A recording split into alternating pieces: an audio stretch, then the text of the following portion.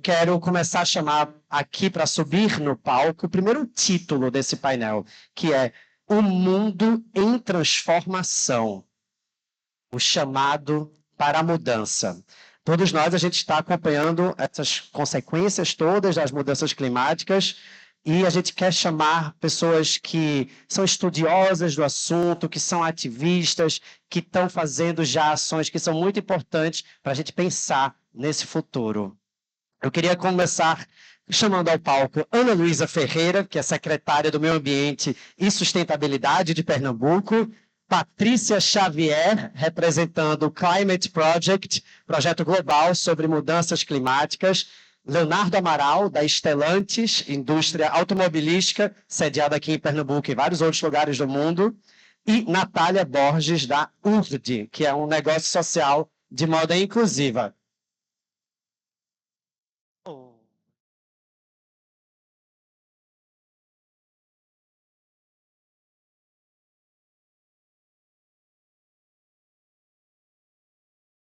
Pode entrar, minha gente, vamos sentando, fiquem à vontade, e aí?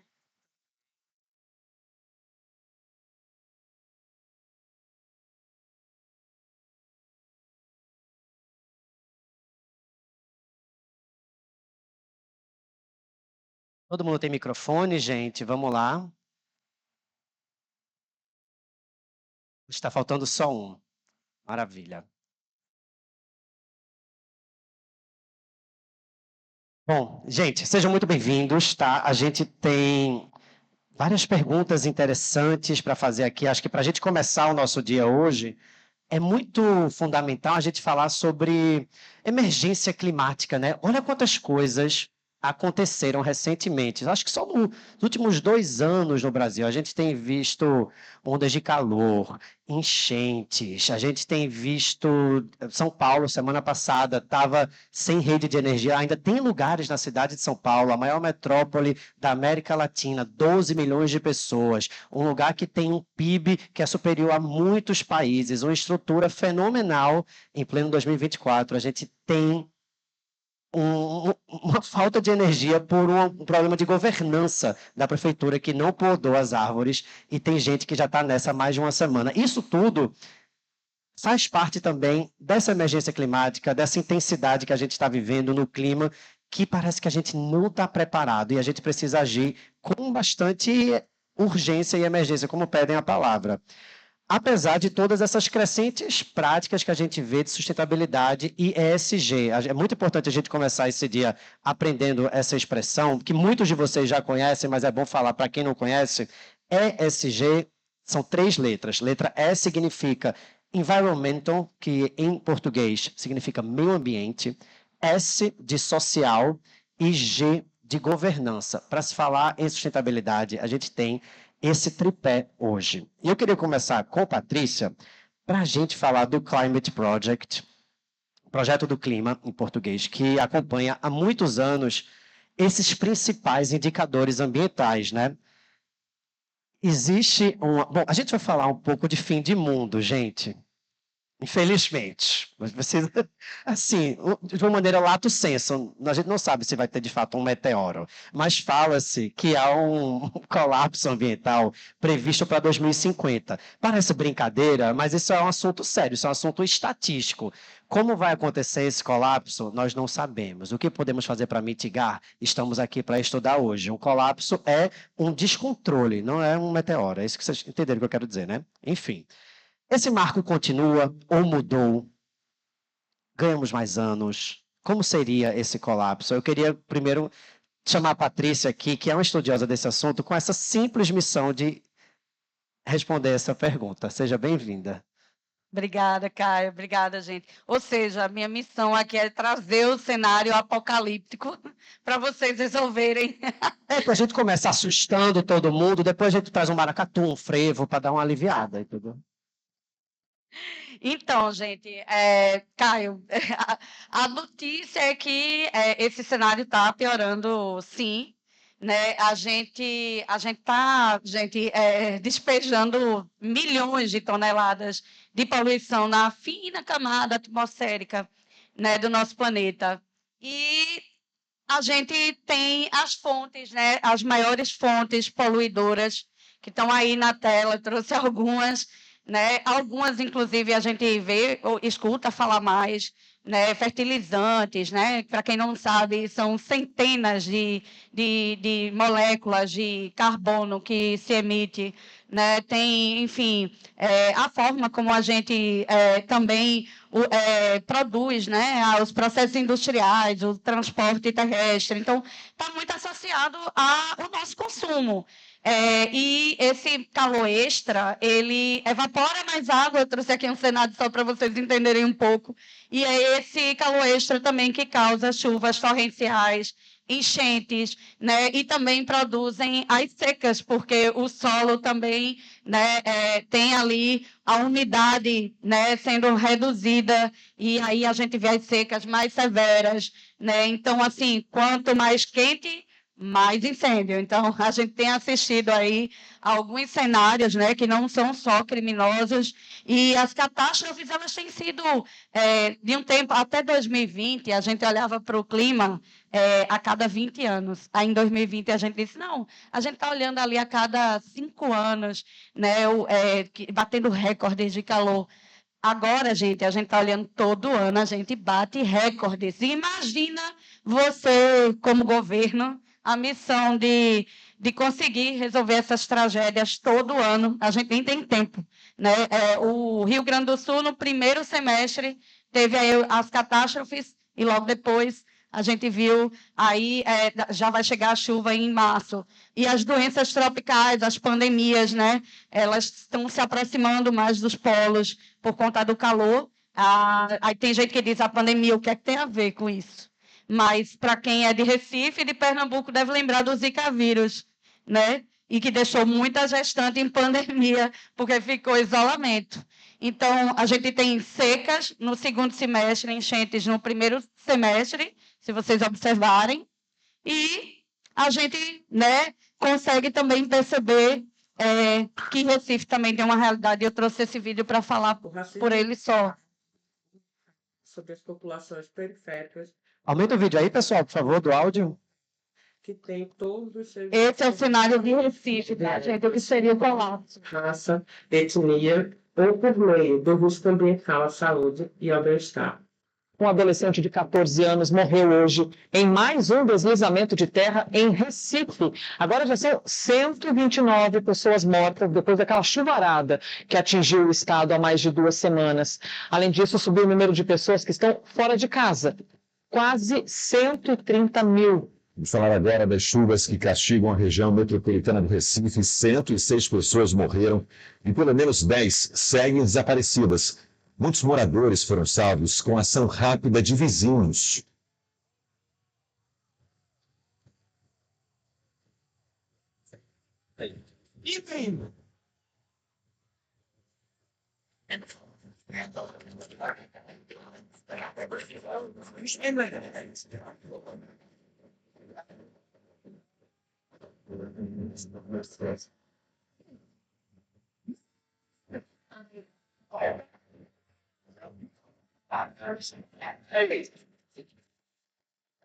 Essas áreas sofrem com inúmeras violações de direitos. As condições de saúde, a taxa de mortalidade estão interligadas, seja pela falta de saneamento básico estruturado, insegurança hídrica, alta densidade populacional, moradias pouco ventiladas, violência urbana. Quando a gente fala de racismo ambiental, a gente precisa falar desse racismo estrutural que conduz a sociedade em que vivemos. Pensar numa adaptação climática e sobrevivência é fundamental, mas precisamos entender que não é só adaptar. Essa adaptação precisa ser uma adaptação antirracista, precisa ser uma adaptação que seja construída com os protagonistas dos territórios e colocar as suas tecnologias sociais que vêm trazidas de tantas gerações para reconhecer esse cenário como um direito e ser uma exigência emergencial e fundamental para o nosso futuro e para o futuro das próximas gerações. Prêmio. Então é isso, gente. Essas imagens, elas são de Recife e o custo do carbono, né, passou aí a tela, mas é muito alto, é o custo da economia, né? Então, na outra tela, a gente trazia aí, ó, a estabilidade política, enfim, extinção de espécies, entre outras coisas, né, Caio? Que aí eu trago a palavra para você, para ver se você traz uma palavra, eu fiquei até com ansiedade, gente, vendo isso um pouco, né? É um pouco assustador e realmente é bastante preocupante. Primeiro, obrigado, de verdade, Patrícia, por favor, aplausos para a Patrícia pela pesquisa, pela bravura em trazer esse compilado de imagens, assim, logo de cara para a gente, porque a gente vê muito também nos jornais, nos veículos, que Recife é uma cidade que está bastante vulnerável às mudanças climáticas. Se eu não me engano, é a 16ª mais vulnerável do planeta. E a gente jamais esqueceu do que aconteceu, acho que entre 1 ou 2 anos atrás. 2022. 2022, essa enchente que, enfim, que levou muitas vidas aqui no Recife. De que maneira, a gente compreendendo a urgência disso agora, Patrícia, queria que você falasse de que maneira a gente pode se envolver, né? Quais são as iniciativas que você conhece, que você representa e que são desenvolvidas aqui na nossa cidade, que a gente pode começar a se aproximar para agir em relação a isso, em face a isso? Primeiro, eu não posso deixar de falar da COP, né, que é muito importante. A COP 29 está aí na porta, em novembro, né? O Brasil também vai estar recebendo o G20. Tem uma série de mobilizações. Então, o Acordo de Paris foi um acordo feito em 2015 com todas as nações do mundo e todos os governos têm missões, né? Inclusive também governos subnacionais, Caio. Enfim, a gente tem atividades pessoais, né? Por exemplo, todo mundo pode ter sua garrafinha, evitar, né, pensar nas embalagens, enfim. E tem outras atividades, como compartilhamento, né, de veículos. Então, tem atitudes pessoais, mas também tem atitudes... tem atitudes que estão sendo tomadas com projetos. Tem uma tela que eu trouxe, que são 2 projetos, né, que eu gostaria de mostrar para vocês na tela. Um está rolando em Noronha, né, em Noronha, em acordo setorial com o governo. Iniciativa, gente, somando força com o governo. Então, juntar os setores, pensar soluções para atrair investimento, para resolver problemas, regenerar é possível, né? E também trago hidrosinergia, que é uma outra ação. Os 2 têm um Centro Brasil no Clima, que é uma organização que cedia o Climate Reality Project, né, aqui no Brasil. E aí você integra política pública, meio ambiente e governos subnacionais para conseguir resolver esse problema. E tem também iniciativas mais simples, como esse que está na tela, né?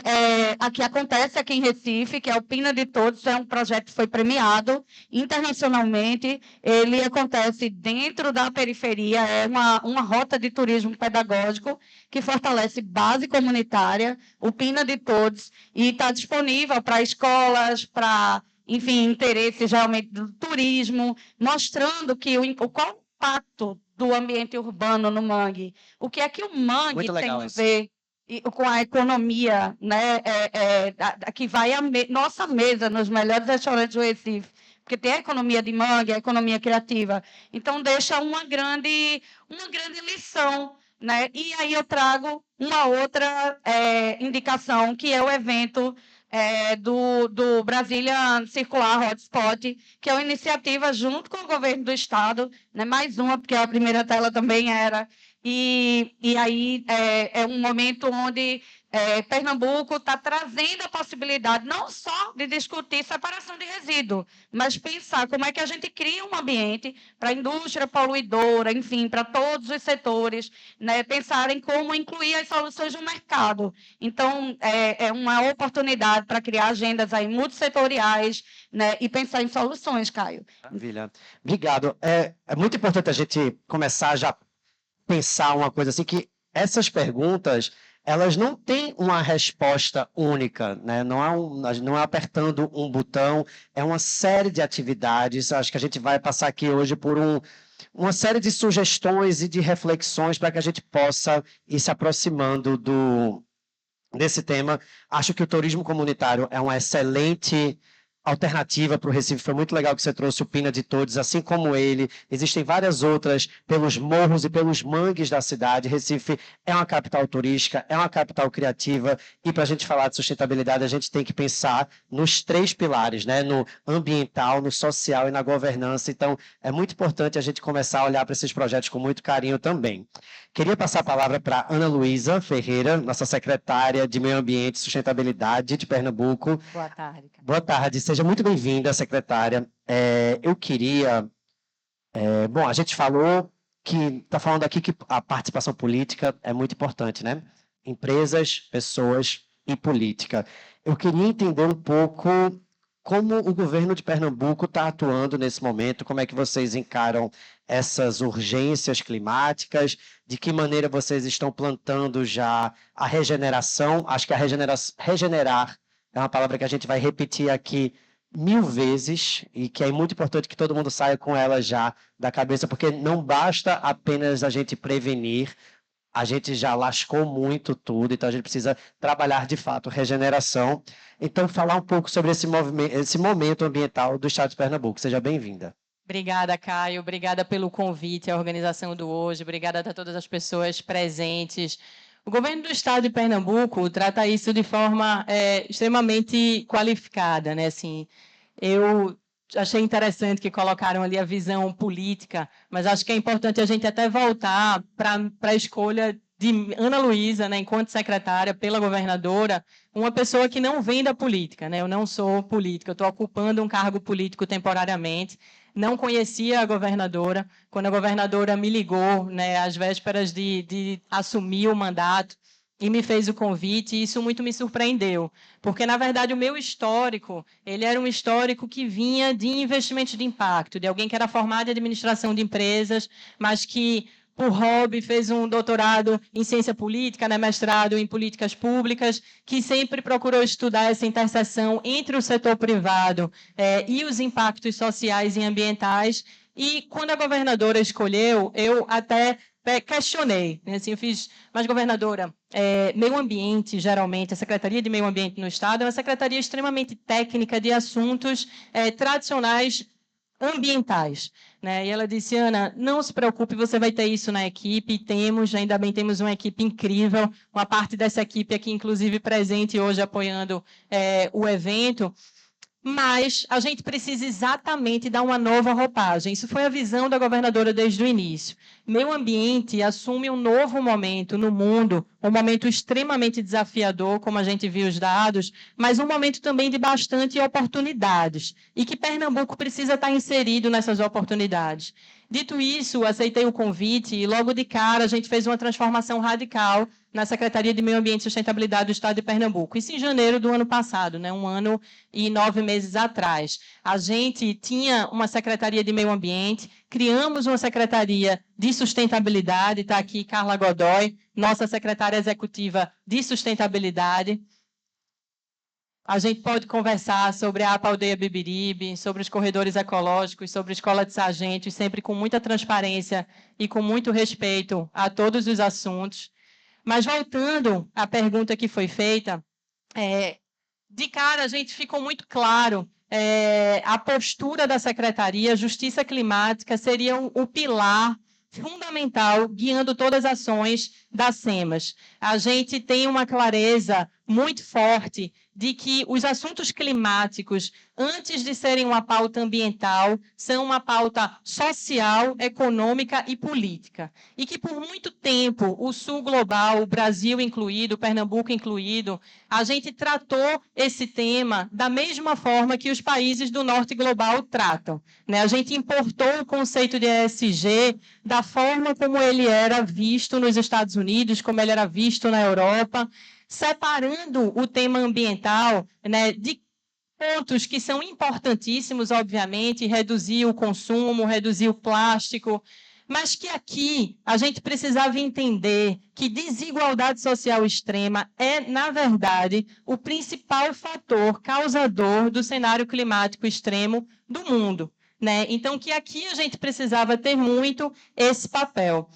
Dito isso, estruturando a secretaria, e tendo essa clareza de que a gente precisava extrapolar a esfera ambiental na Secretaria de Meio Ambiente e Sustentabilidade, a gente precisou dar as mãos à Secretaria de Desenvolvimento Econômico. Se a gente precisava mudar sistematicamente, né, estruturalmente, o que era feito no estado de Pernambuco, não bastavam as ações ambientais propriamente ditas. A gente precisava mudar a forma de desenvolvimento do estado de Pernambuco. E quem faz isso é desenvolvimento econômico, né? O grande caos que a gente está vivendo climático é precisamente pelas ineficiências, né, pelos erros econômicos de que os ativos que são fundamentais para a gente, como o ar que a gente respira, a água que a gente precisa e que é básico para a nossa sobrevivência, isso não está incluído na conta do PIB, isso não está incluído nos cálculos econômicos tradicionais. Então, a gente precisava despertar para isso. E, desde o início, né, demos as mãos à Secretaria de Desenvolvimento Econômico, no final do ano passado, na COP de Dubai, de forma bem inovadora, a governadora leva para a COP não somente a Secretaria de Meio Ambiente e Sustentabilidade, mas leva também a Secretaria de Desenvolvimento Econômico. E lá, juntos, a gente lança o PERMEI, o Plano Pernambucano de Mudança Econômica Ecológica.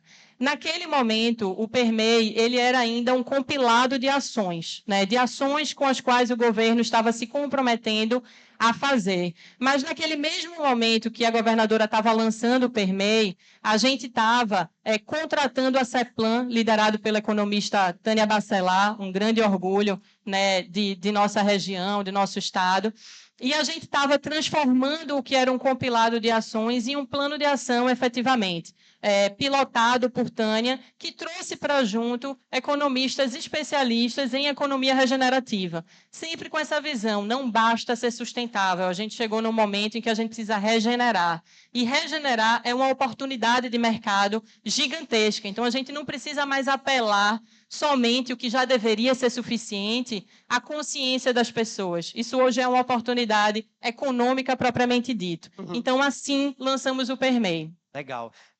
Ana Luísa, eu queria te convidar para falar um pouco mais do PERMEI, que eu acho que é um projeto que importa muito para o governo do estado, mas eu também queria registrar que a gente teve a presença aqui de um ativista que passou com todo respeito, e eu acho que esse é um espaço democrático, esse é um espaço para que isso possa acontecer, sim. Então eu queria pedir aplausos a ele. Eu não cheguei a ler o que tinha escrito, mas a gente está num evento de meio ambiente, um evento onde protestos com esse tipo de elegância sejam extremamente bem-vindos, tá? Porque, no final das contas, esse é um ambiente democrático, não é um ataque pessoal a ninguém. A gente está aqui porque a gente quer cuidar juntos do meio ambiente e do nosso futuro. Então, falando nisso, eu quero saber qual é o projeto PERMEI, porque esse projeto ele tem bastante destaque no governo do estado. E eu queria também te convidar para falar sobre... Nós temos aqui pessoas de vários setores. Existe algum edital? Existe algum tipo de lugar onde pessoas que sejam ativistas ambientais, que estejam começando a se aproximar desse mundo, ou já façam parte disso, possam submeter projetos, se relacionar com essa secretaria, propor coisas, jornadas de aprendizagem, coisas que a gente pode fazer coletivamente junto com o governo do estado? Maravilha, vamos lá. O PERMEI, ele foi formulado, né, liderado aí, capitaneado pela CEPLAN, mas que a gente desde o início fez questão de que esse fosse um projeto que tivesse uma participação, a proposta metodológica dele fosse uma proposta participativa. A secretaria, né, quando contratou a consultoria, a gente encomendou que para esse primeiro momento, porque o PERMEI, a gente também sempre colocou como premissa que o plano de ação entregue à sociedade e ao governo do estado, ele não deveria ser aquele plano de ação que a gente fosse moldurar e colocar na parede. Precisava ser aquele plano manchado de café, que a gente tivesse constantemente revisando, seguindo, corrigindo rotas. E nesse momento de construção do plano, além da gente ter representantes, o que eram os mais tradicionais para desenvolvimento econômico, né, de Federação das Indústrias, representantes industriais, que a gente tivesse também, e tivemos, representação indígena, quilombola, da periferia urbana, para a construção desse plano. Então, isso resultou em um plano de 5 eixos, né? O primeiro eixo trata dos investimentos regenerativos. A gente precisava ter essa comunicação muito direta com o setor econômico para ter o volume que a gente precisava ter com o PERMEI. Então, a gente tem aqui em Pernambuco o Porto de Suape, enquanto infraestrutura física construída, mas a gente tem uma infraestrutura natural no Nordeste e Pernambuco incluído, que dá hoje um potencial para Pernambuco globalmente de muita visibilidade, pela necessidade de energias renováveis, né? No Brasil, a gente tem uma matriz energética já acima de 90% renovável, enquanto que a média dos outros países desenvolvidos está aí na casa dos seus 30%. E as produções, as taxações para o carbono, elas já estão entrando em vigor em todo o mundo. Então, o Nordeste passa a ter esse diferencial efetivamente competitivo. E a gente precisava trazer isso para Pernambuco de uma forma que fosse efetivamente justa. Com o PERMEI e com a infraestrutura física existente em Pernambuco, logística, com o capital natural, né, como se diz hoje, o nosso sol, a gente conseguiu ser em Pernambuco, como foi anunciado pela ONU há cerca de 3 semanas, né, lá em Nova York. Pernambuco foi escolhido como o primeiro território, o primeiro estado do mundo a receber um laboratório global em transição energética verde e justa. Né? A gente está sempre colocando esse diferencial de que no território do sul global, do Nordeste do Brasil e do Brasil, a gente precisa ter uma transição efetivamente justa. A gente precisa grifar que meio ambiente aqui precisa dar as mãos, o que tradicionalmente é a pauta de mitigação, que é você evitar a emissão de gases de efeito estufa, isso precisa estar muito alinhado com a adaptação ao clima, que é quando eu protejo que as pessoas estejam vulneráveis a esses efeitos das mudanças climáticas. Então, a gente tem que entender que a gente não pode ser um mero exportador para limpar a matriz energética de carbono de outros países do mundo. Se a gente vai fazer isso aqui, a gente precisa ter empregos com dignidade aqui, a gente precisa reduzir desigualdade aqui, e toda essa cadeia ela precisa ser construída. Então, o primeiro eixo do PERMEI, ele trata de atração de investimentos regenerativos. A gente trata, no segundo eixo do PERMEI, de educação e cultura, onde a gente tem um grande projeto em que todos podem se envolver, que é o projeto Plantar Juntos. A gente tem aqui, no Plantar Juntos, 5 minutos é para o painel, é só para essa pergunta, né? A sua fala. Tá bom. Em que a gente tem o projeto Plantar Juntos, é um grande projeto de reflorestamento do estado de Pernambuco. E sim, com dinheiro envolvido, com contratação de organizações envolvidas. A gente lançou um primeiro grande edital no finzinho de abril desse ano, no Dia da Caatinga. Assinamos o contrato na semana passada com a Fundação Araripe, um edital de 16 milhões de reais para o plantio de 500 mil árvores, mas não somente qualquer plantio. Um plantio que empregue pelo menos 70% de mão de obra local, que priorize o plantio de frutíferas, né, e a produção na Caatinga, dando maior qualidade de vida a esses produtores. Na própria governança do PERMEI, eu vou voltar depois para os outros eixos, mas a gente entendeu que, porque historicamente a secretaria não era uma secretaria executiva, né, de projetos na ponta em escala, e o mundo mudou, e ainda bem que a gente mudou aqui também, isso precisa ser. A gente está desenvolvendo uma nova governança na secretaria para a gente conseguir chegar mais na ponta. Quando eu falo em governo, Caio, e digo como alguém que está tendo a primeira experiência no governo há 1 ano e 10 meses, de fato, as estruturas elas são feitas para amarrar muito. Uma burocracia que muitas vezes é necessária, mas que também tira da gente muito da capacidade de inovar, de flexibilizar, de chegar junto dos territórios e das organizações mais inovadoras, mais incipientes. Porque para toda ação que é feita, eu preciso ter gestor de contrato, fiscal de contrato, visitas em campo, responder a Tribunal de Contas. Então, a gente está montando uma estrutura intermediária que vai chegar, sim, a essas organizações. Enquanto isso, a gente lança os editais de maior porte, sabendo que as organizações sociais de maior porte vão subcontratar essas organizações na ponta. Então, hoje, essa precisa ser a nossa forma extremamente responsável de atuar. Como terceiro eixo, eu tenho o eixo de ciência, tecnologia e inovação. E a nossa principal missão no PERMEI sempre foi fazer com que isso não fosse um projeto de governo, um projeto da gestão Raquel Lira, que isso fosse, de fato, algo que passasse à sociedade. E, junto do plano de ação do PERMEI, vem um modelo de governança. Né? Nesse modelo de governança, a gente deixa muito claro essa passagem para a sociedade, coordenada e articulada, obviamente, com responsabilidade do governo.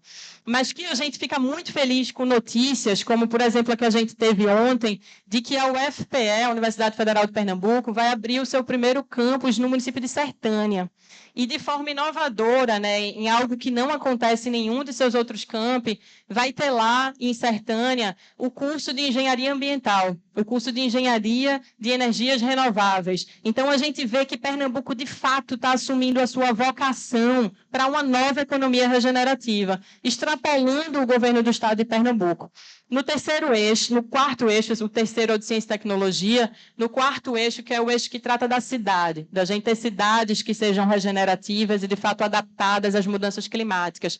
A gente teve também, só para citar algumas das já materializações disso daí, o governo do Estado, através da Secretaria de Ciência e Tecnologia, lançou o programa Cientista Arretado. Através da FACEP, lança editais para que especialistas que já tenham pesquisas práticas, que precisam dar retorno no curtíssimo prazo de como o governo vai agir, que a gente consiga contratar esses especialistas para darem essas soluções para os governos. E os 2 primeiros editais que foram contratados, o primeiro dele foi uma solução proposta pela Secretaria de Desenvolvimento Urbano e Habitação, que trata da contenção de encostas, né, e morros, ou seja, adaptação climática, e o segundo foi da nossa própria secretaria, que trata do combate à erosão costeira. Então, como é que, através de soluções baseadas na natureza, eu consigo fazer a contenção da erosão costeira e fazer a capacidade de carga do litoral e passar a licenciar empreendimentos no litoral com base na capacidade de carga daquela praia, protegendo a sua sustentabilidade. Né? Então, isso está contratado e tem um prazo curto para que as universidades entreguem cada um desses produtos. No quinto e último eixo, se a gente falou de cidade, né, no eixo 4, a gente fala no eixo 5 de campo. E a gente fala muito da nossa caatinga. A gente tem um bioma que toma mais de 80% do nosso território, que é a caatinga, que por muito tempo foi confundido com pobreza, com escassez de biodiversidade, com falta de capacidade de potencial ecológico. E que isso ficou para trás, ainda bem. E a gente, com editais como o edital Caatinga, né, 16 milhões de forma extremamente pioneira, direcionados para a Caatinga, 6 novas unidades de conservação sendo criadas atualmente para a Caatinga, aumentando, acredito que em 30% o número de unidades de conservação na Caatinga do estado de Pernambuco, que tem uma concentração enorme de unidades de conservação mais próximas ao litoral. Esses 5 eixos abarcam essa transição, de fato, que não é somente da Secretaria de Meio Ambiente e Sustentabilidade. PERMEI, o nome, inclusive, ele foi escolhido porque, primeiro, ele precisava permear todo o governo. Secretaria de Desenvolvimento Urbano e Habitação, Secretaria de Ciência e Tecnologia, Secretaria de Desenvolvimento Econômico foi coautora com a gente, mas ele precisa, na verdade, permear toda a sociedade. Maravilha. Bom, parabéns pelo trabalho, então, bastante coisa para Obrigada. fazer. E muito interessante essa questão da caatinga, né? 80% do território pernambucano é composto de caatinga. Eu não sabia dessa estatística, para mim ela é um pouco impressionante, eu achava que era um pouco menos e concordo com você totalmente, como sempre foi associada à pobreza, à seca e à escassez, e a gente entende hoje que existe um potencial incrível dentro dessa região. E muito legal também a iniciativa de levar a universidade para estudar meio ambiente lá, nesse próprio lugar, nesse próprio chão, que é onde vai sofrer ainda mais transformações. Eu queria agora passar a palavra para Leonardo Amaral, que é representante da Stellantis. Stellantis é a grande indústria que a gente tem em Goiânia, aqui em Recife, que fabrica Jeep, As mudanças climáticas. e vários outros veículos. Renegade está saindo muito, Léo? Opa, tá sim. Tá sa- Hoje nós temos uma grande riqueza, né, de produtos já produzidos aqui no solo pernambucano. Renegade é só... Opa, Tá falhando aqui. obrigado. Obrigado. O Renegade é só um dos exemplos, né? A Stellantis, falando assim no meio pode gerar estranheza, mas a Stellantis ela é a junção, né, de dois grandes grupos, Grupo FCA, ex-FCA e Grupo ex-PSA. Então, aqui para o Brasil, para a gente poder nivelar um pouco marcas Fiat, Peugeot, Citroën, Jeep, Ram, mas são 14 pelo mundo afora. Bastante. Muita coisa. É hoje o terceiro, quarto maior grupo automotivo do mundo. Então, essa junção ela traz aí uma potencialização, né, em termos de escala e, com isso, reduzindo aí, né, os impactos. E é um grande prazer estar aqui com vocês, podendo dividir um pouco aí da nossa trajetória em termos do tema de sustentabilidade e descarbonização que a gente vai abordar um pouco. Maravilha. Seja bem-vindo. Eu queria começar falando sobre, acho que carro, porque o carro ele simboliza muita coisa para gente que é brasileiro, e muita coisa mesmo. Desde, eu acho que para muitas pessoas é um marco de autonomia, é um marco de independência. Existem estatísticas que o sonho do brasileiro, muito antes da casa própria, é ter um carro, e muitas vezes leva-se muito tempo para conseguir atingir esse sonho. E, ao mesmo tempo, a gente entende também que Recife é uma cidade que sofre com um trânsito muito grande, tem um dos trânsitos mais caóticos. Ao mesmo tempo, a gente tem uma rede de ônibus que é completamente deficitária, que tem uma qualidade péssima para as pessoas que andam de ônibus no nosso dia a dia. Então, e falar de carro exige que a gente fale também de mobilidade, de cicloativismo, dessa cidade de Recife que abraça a bicicleta e que tenta construir mais ciclovias e trazer isso para perto do nosso dia a dia. Falar de mobilidade, falar de carro é um assunto assim que a gente pode ficar por aqui horas. Mas a gente precisa olhar para isso dentro dessa perspectiva ambiental, né? Eu acho que como é que vocês, um grupo que é tão importante para Pernambuco, que gera tanto emprego, que revolucionou muitas coisas, inclusive na Mata Norte e na região metropolitana do Recife, como é que vocês entendem esse valor da regeneração ambiental e de que maneira vocês trabalham isso dentro do grupo? O grande ponto, né, Caio, é que a descarbonização, a sustentabilidade, ela não pode ser à custa do social, da economia. Acho que tem que ter 3 pilares aí muito bem alinhados. Confesso que quando eu vi os 3 primeiros slides da Patrícia, eu quis ir embora, porque todo o tempo parecia indústria e carro ali como grandes vilões, né? E a gente precisa de interpretar isso de uma outra maneira, né? Como é que essa indústria, como é que esse produto, ele pode ser transformado, adaptado para ele poder ser um carbon net zero. Isso só vai acontecer através das organizações, né? Acho que A expressão que você falou, um carro o quê? carbon net zero, Net carbono zero? neutro, né? Ser carbono neutro. Entendi, beleza. Então, o que a gente busca hoje é que as produções elas sejam sustentáveis, que ela, no somatório da sua cadeia de carbono, tudo que você consome para produzir, versus aquilo que você entrega para o meio ambiente, você consiga zerar esse carbono. E só assim a gente vai conseguir chegar, né, até 2050 com mais tranquilidade e, quem sabe, conseguir regenerar até 2100, que é o que a gente tem buscado nas mitigações. A Stellantis, como ela aborda o tema, ela traz aqui um compromisso, né, que é o Dare Forward 2030, onde a gente busca as mitigações aí do CO2 já em 50% já em 2030. E ser o net zero, né, carbono neutro, já em 38. Todo mundo fala em 2050, toda a indústria, a gente vê movimentando muito nesse sentido de 2050, mas pelo fato de ser urgente, pelo tema ser para hoje, não para amanhã, e tendo em vista, né, a nossa cadeia, para desenvolver um carro a gente demora cerca de 3 anos, 3 anos e meio. Então, para eu pensar o futuro, se eu começar a jogar isso muito para frente, a gente não vai chegar lá. Então, tendo a missão aí de ser pioneiro, né, e liderar essa questão da descarbonização globalmente, a gente lançou esse plano, que é um compromisso com a sociedade. Então, já em 30, né, cortar por 50% aquilo que foi em 2021, não é aquilo que era lá em 99, onde as indústrias não tinham compromisso, né, de emissões, jogava particulado na atmosfera, porque é muito interessante.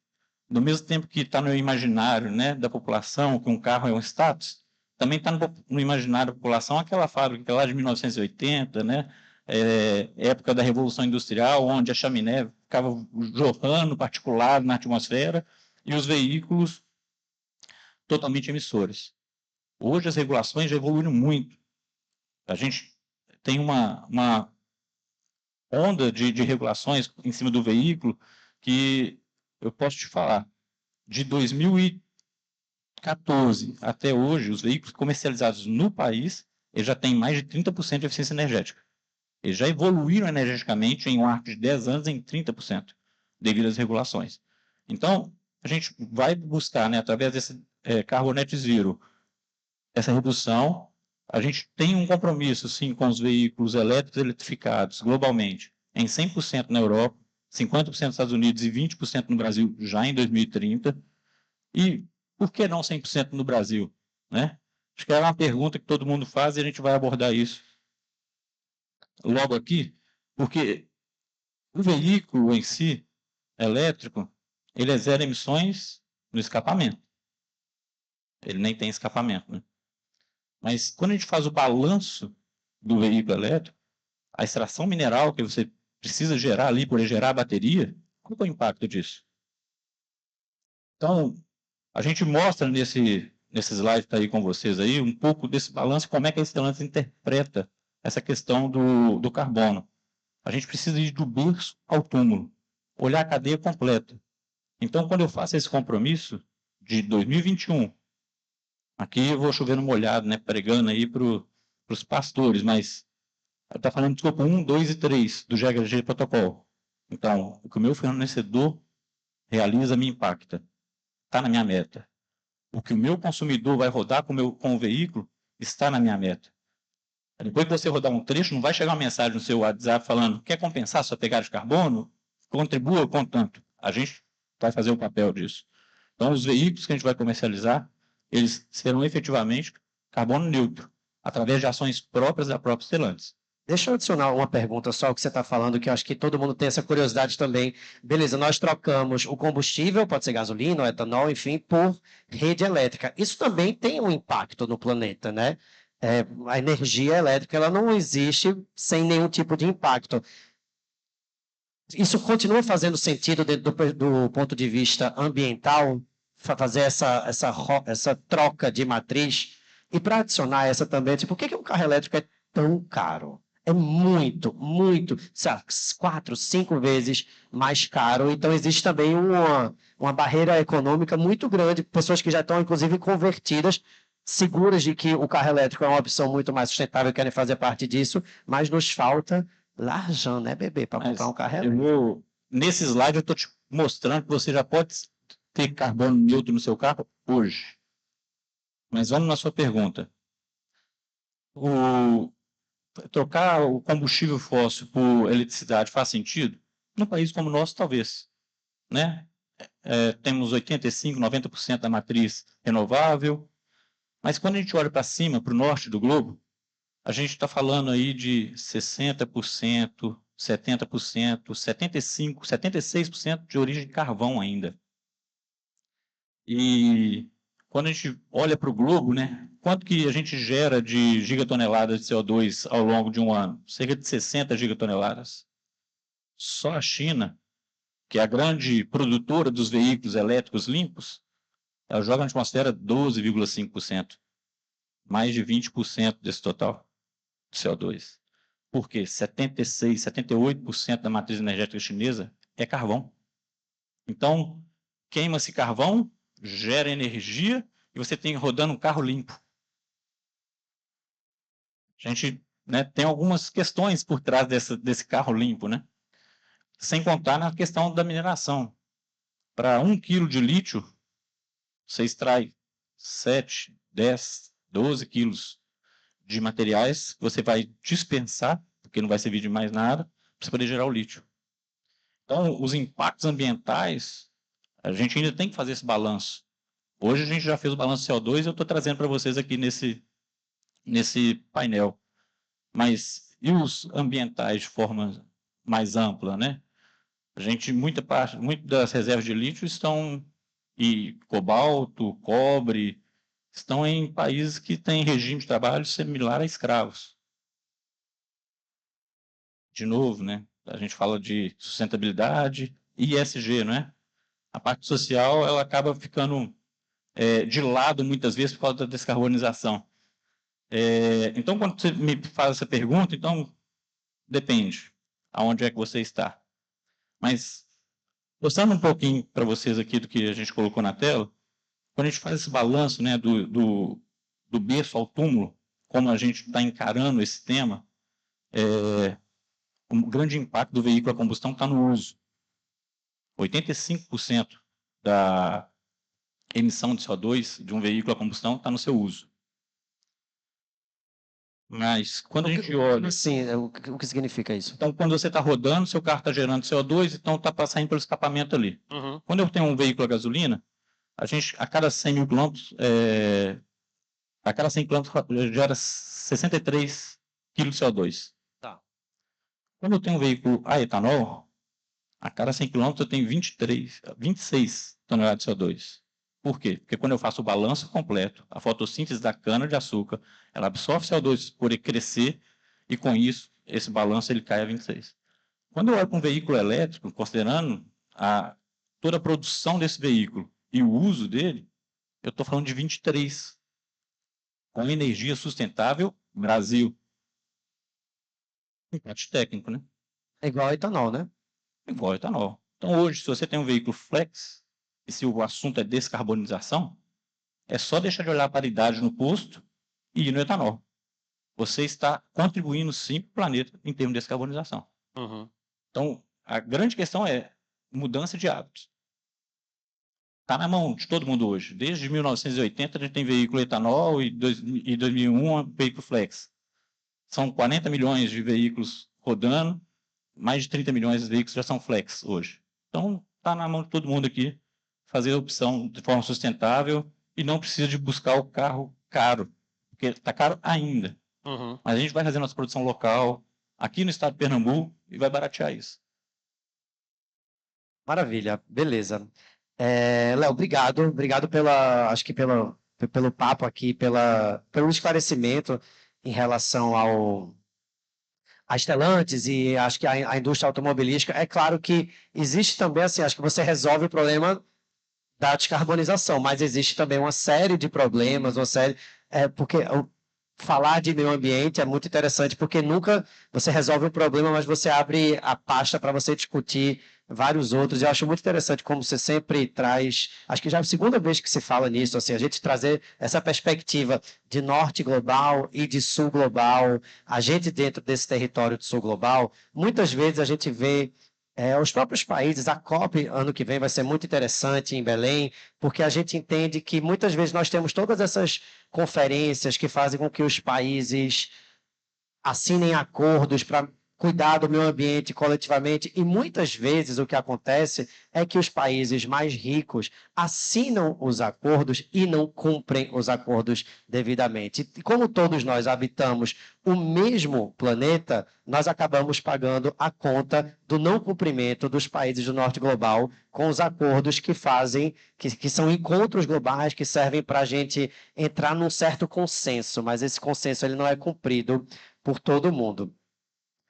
Bom, eu queria passar a palavra agora aqui para Natália Borges, que é do URD Atelier. Natália trabalha com um assunto que é essencial para todo mundo. Ela trabalha com moda e trabalha com vestuário. Durante muitos anos fui apresentador de um programa chamado GNT Fashion, no canal GNT. Então eu tenho uma intimidade muito grande com o mundo da moda e aproveito para falar aqui que moda não é futilidade, moda não é besteira, pelo contrário, a gente se veste todos os dias, a gente faz escolhas todos os dias e as nossas escolhas de moda impactam também o meio ambiente. A moda é uma indústria que é extremamente poluente, extremamente problemática também, com diversas questões que tocam todos os campos da sustentabilidade, como as próprias fast fashion, que tem um nível de camadas de problema. Fast fashion são essas grandes empresas que acabam fabricando em muitos lugares do mundo, onde a mão de obra, muitas vezes, é análoga à escravidão. A gente tem uma série de documentários e coisas que quem quiser pesquisar pode se aproximar desse assunto, e, ao mesmo tempo, a gente tem iniciativas que estão muito mais próximas da sustentabilidade, próximas do upcycling, uma série de novas narrativas que é muito importante que a gente se aproxime e que são feitas aqui em Pernambuco também. Eu queria te convidar primeiro, Natália, para a gente começar falando um pouco desse impacto da moda, dessa poluição toda e quais são alguns sinais que a gente pode estar atento aí dentro dessa indústria. Seja bem-vinda. Obrigada, Caio. Boa tarde, todo mundo. Eu queria primeiro parabenizar a Mari e Luana, que produziram esse evento. Assim, estou impactada de ter tanta gente querendo falar e ouvir sobre sustentabilidade, né? Que é um assunto que permeia a nossa vida inteira mesmo. O nosso vestir, o nosso fazer, o nosso andar, o nosso locomover, né?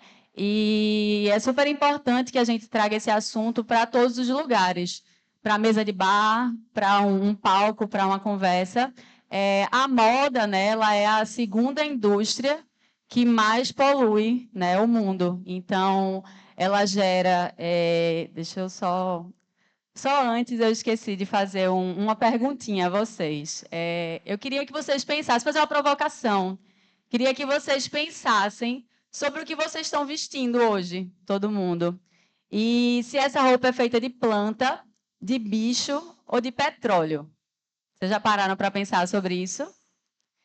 A gente, hoje em dia, tem uma produção que a maior parte dela é feita de petróleo, né? Na verdade, tudo que rodeia a gente, se a gente parar para pensar, o petróleo está ao nosso redor absurdamente.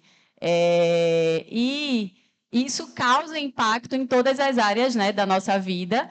E a gente trazer essa reflexão é extremamente importante para entender como o mundo funciona, né? E como é necessário a gente cobrar. E, inclusive, achei incrível esse painel estar junto de empresa, governo e instituições, né? E a gente precisa cobrar das pessoas e ter pessoas que realmente se preocupam nesse lugar de poder, né? E a moda, como essa indústria que causa tantos impactos sociais e ambientais, ela precisa olhar para dentro, né? Ela precisa olhar para si. E aí eu prefiro me apresentar primeiro como costureira. Eu gosto de... Como é que eu faço para andar aqui? Eu queria falar para vocês por que eu estou falando sobre isso, né? E eu gosto de me apresentar primeiro como costureira, porque cada vez mais, Caio, eu tenho me afastado da moda e me aproximado de quem faz a moda, né? A gente precisa olhar para realmente do que a gente se veste e quem faz o que a gente se veste. Concordo com você. Tem muita blogueira e pouca costureira. Aí como a gente vai usar que roupas? Está todo mundo só falando que roupa. E aí sou costureira, sou designer, tenho pós em sustentabilidade, sou instrutora de costura pela Prefeitura da cidade do Recife, sou instrutora de costura com a Love Thread também, que vai estar aqui no palco mais tarde com a gente.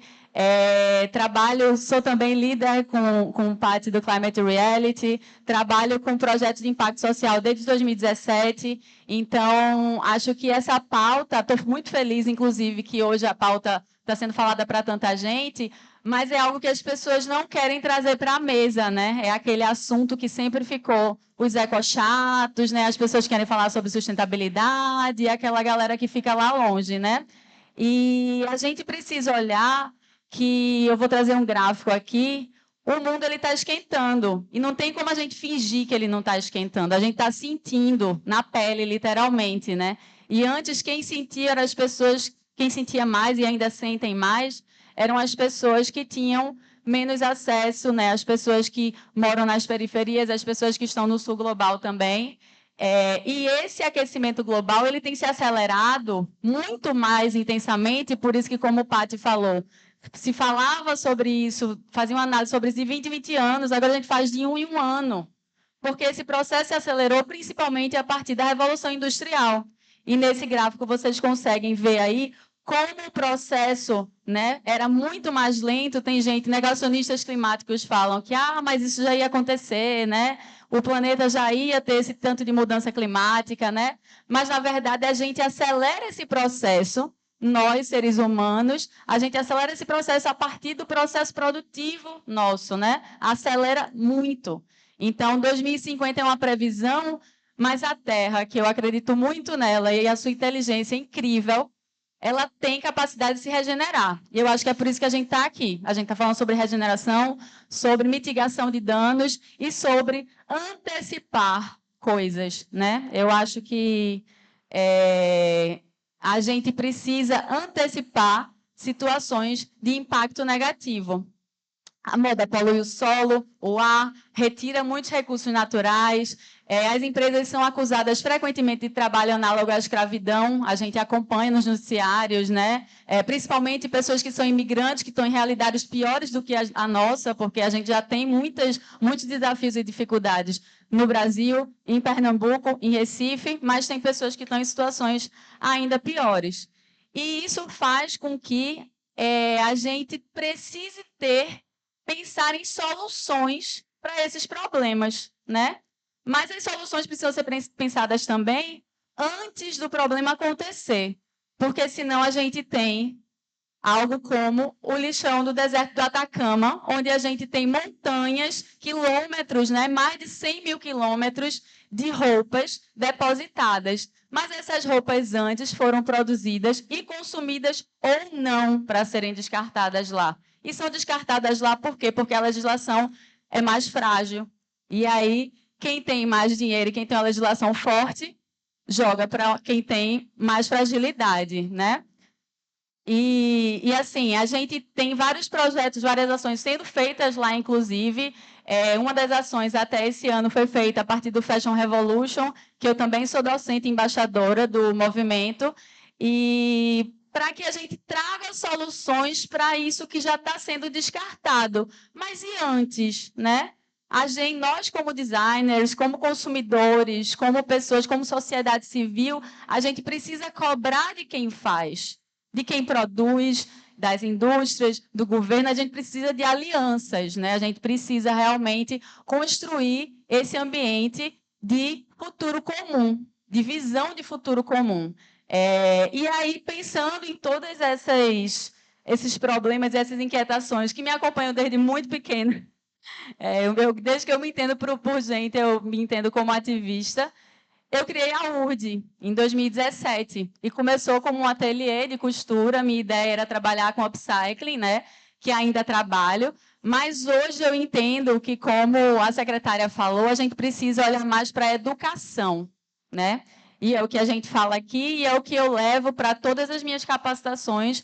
Hoje em dia eu trabalho também, né, no ateliê, dentro do ateliê, mas eu trabalho muito mais com capacitação.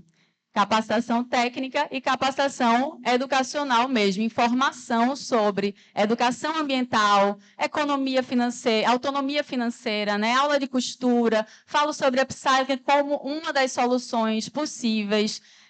Autoestima, porque a gente se sente bem, bem-estar, é importante para a gente poder agir também, né? Se eu não me sinto bem, se eu não me sinto confortável, eu não levanto da cama, né? Então, saúde mental é importante também.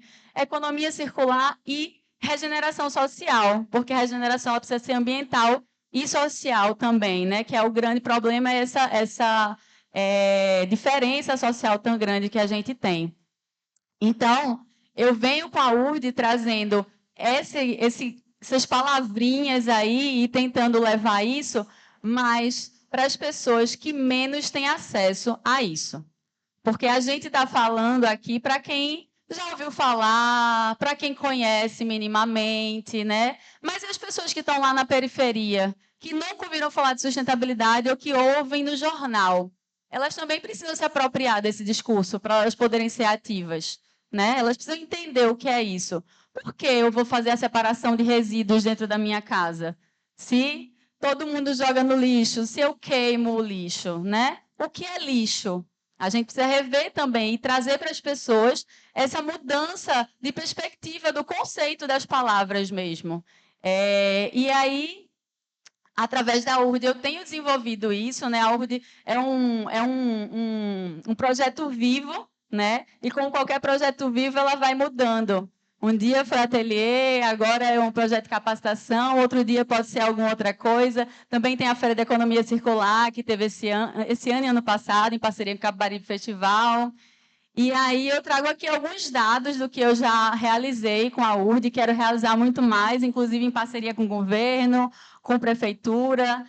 A gente já teve capacitação. E falando também que a URD sou só eu, tá? Então, Então, assim, não é uma grande instituição, não é um grande projeto. A gente já capacitou mais de 300 mulheres, já fez parceria com mais de 20 instituições, 10 comunidades já foram contempladas aqui, na Bahia, no Rio de Janeiro. Já tive 4 projetos aprovados em editais, figurinos pensados em sustentabilidade também, reutilização de resíduos vindos da indústria têxtil, e 2 feiras de economia circular. Então, assim, é um projeto que está vivo, que eu quero que a gente se una como sociedade, como governo, como empresa, e que a gente possa construir aí esse futuro para nós, Caio. Maravilha. Ô, Natália, eu queria te perguntar uma coisa. A gente tem... Porque a gente tem uma indústria de moda muito grande aqui em Pernambuco, que ela... É só você chegar em cidades como Santa Cruz, Capibaribe, cidades como Toritama, que é um polo de jeans, que é um polo de malharia, a própria feira que existe lá. Existe uma cena de moda muito viva no Agreste. Inclusive, existe um filme, estou me guardando para quando o carnaval chegar, que é muito interessante, que toca muito esse tema que a gente está tratando hoje aqui, que é também o da sustentabilidade, de uma maneira muito sensível. Eu queria que você falasse um pouco com essa experiência que você tem, de que maneira nós, enquanto sociedade civil, podemos refletir sobre o nosso consumo, né? Eu acredito, e eu acho que eu vou repetir muitas vezes isso aqui, a gente não pode também cair nessa estratégia de sempre colocar a culpa no consumidor, né? A culpa, isso é uma estratégia até que eu acredito de um pouco de emburrecimento da população, de achar que a culpa é nossa. A gente não pode culpabilizar o ser humano que vive dentro de um sistema que é operado por muitas mãos que são muito maiores que a nossa. Mas a nossa ação, ela faz a diferença. Então, que tipo de sinais a gente pode perceber que uma roupa é mais sustentável ou menos sustentável, até mesmo dentro de um shopping center, porque muitas vezes a gente também cai numa ilusão de achar que, então eu apenas posso consumir upcycling, apenas posso consumir roupas de brechó. Você pode consumir isso, é maravilhoso. Roupa de brechó não tem energia ruim. Quem tem energia ruim são as pessoas que fazem coisas ruins.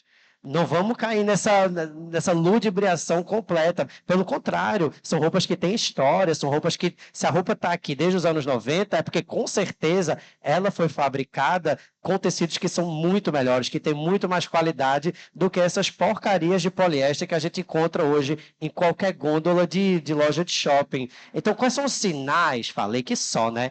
Quais são os sinais que a gente pode observar para consumir melhor quando o assunto é moda?